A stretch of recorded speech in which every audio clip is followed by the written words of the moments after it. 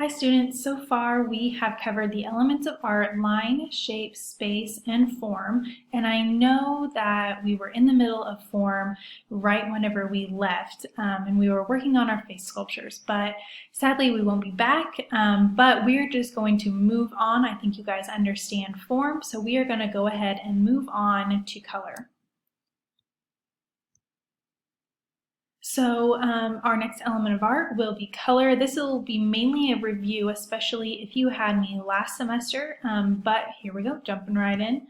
The color wheel is basically just the order of the rainbow, but bent into a circle. Someone created and made this color wheel as a tool for artists to use, which has been really helpful throughout centuries. Now, at the very start of the color wheel, you have three primary colors, and they're called primary because they come first. The three primary colors are red, yellow, and blue, and all other colors are creating by mixing these three colors together in some type of combination. However, you cannot mix two colors together to create a primary color. On the other hand, with secondary colors, you can mix colors to create them. So secondary colors come second, and there are three secondary colors: purple or violet, orange, and green. They are called secondary colors because you create them by mixing two primary colors together. The two colors you mix to create a secondary color can be found on either side of that color. So for example, let's say you want to know how to make green. You look at green's two neighbors and you see blue and yellow. So you know to mix blue and yellow together to create green. The secondary colors lie right in between kind of their parents, I guess, if you want to call their primary colors the parents.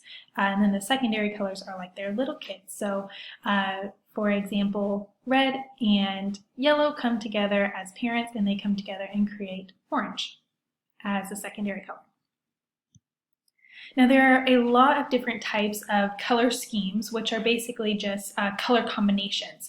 And one of them, and the first and easiest one, is analogous colors. Analogous colors are colors that are beside each other on the color wheel. For example, like blue, green, and yellow. They're all next to each other. Analogous colors really create a sense of harmony and unity, and can really calm a painting down. So analogous colors, again, are colors that are sitting right beside each other on the color wheel, just like these three.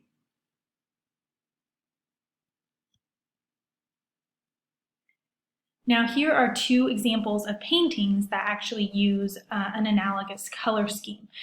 Here on the left we have Monet's garden painting, and he uses an analogous color scheme using blue, green, and yellow. And you can really see how it creates a calm and serene and relaxing feel. Now on the right we have Van Gogh's sunflower painting, one of my most favorite paintings, and he also uses an analogous color scheme. He uses green, yellow, and orange, which sit beside each other on the color wheel. Analogous colors really create a sense of calmness, relaxation, and just let our eyes kind of relax and take it all in a calm way. Okay, there's another type of color scheme set called complementary colors. Now, complementary colors are directly across each other on the color wheel. For example, you see red and green here. They sit directly across from each other. Complementary colors are total opposites. And another word for opposite, as we know, is the word contrast. So complementary colors create a lot of contrast. You can remember that because complementary colors and contrast both start with a C, complementary and contrast. Now here are two really famous paintings here, some really good examples of complementary color schemes coming into play. You probably recognize this one on the left. This is called The Scream, and it uses the complementary color scheme using orange and blue, and it creates a lot of sharp contrast and excitement going on in the painting. Now the painting on the right is a Van Gogh painting, and it also uses complementary colors using red and green to create contrast and really catch our eye.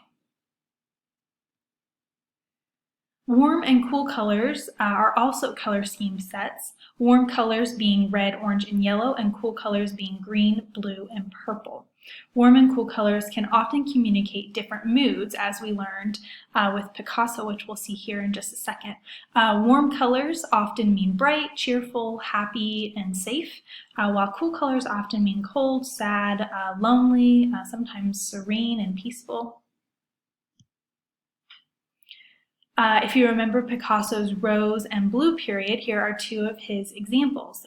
He uses cool and warm color schemes in these two paintings during his warm period and during his rose period and during his blue period. You can see here on the left, we've got definitely, you can tell it's his rose period where he uses warmer colors, and then there on the right, he uses cool colors during his blue period. Now you might be thinking that these look really similar to the color schemes used here, and you're correct. Warm and cool colors, you can see right here, sit beside each other on the color wheel, just like this. And you can see that the warm colors go red, orange, and yellow, and then the cool colors sit beside each other, green, blue, purple. So warm and cool color schemes are also analogous color schemes. Now, if you remember from last semester, we use this guy's name, Rory G. Biv, to help us remember the order of the color wheel. Now, the color wheel will be on your final, so make sure that you know the order all the way around. So each letter in his name stands for a different color: red, orange, yellow, green, blue, indigo, and violet. However, on the color wheel, we just scratch out indigo. We don't even need it. So here you can see starting at the top, red, and then going around red, orange, yellow, green, blue, and purple, or violet. Okay, a few last comments on why the color wheel is important. First of all, it allows artists to understand how to mix colors, so you know what color to mix with what, to create new colors, to calm colors down, things like that. It also allows artists to see the relationship between colors. So do they sit beside each other? For example, are they analogous? Are they complementary? Where do they fall? And then the third thing, it provides artists with ideas for their creations. Just like Picasso used cool colors during his blue period, we can gain inspiration from that by looking at the cool colors on the color wheel. The color wheel is so important because artists have the power to create a sense of harmony and peace, or a sense of anxiety and stress, simply by using color. And you can see different color schemes create different effects and different moods. You even do this as well, maybe even without thinking. Whenever you decide what color to put down next on your drawing or your painting, your brain is practicing creating color schemes and deciding what colors look good together and what colors do not.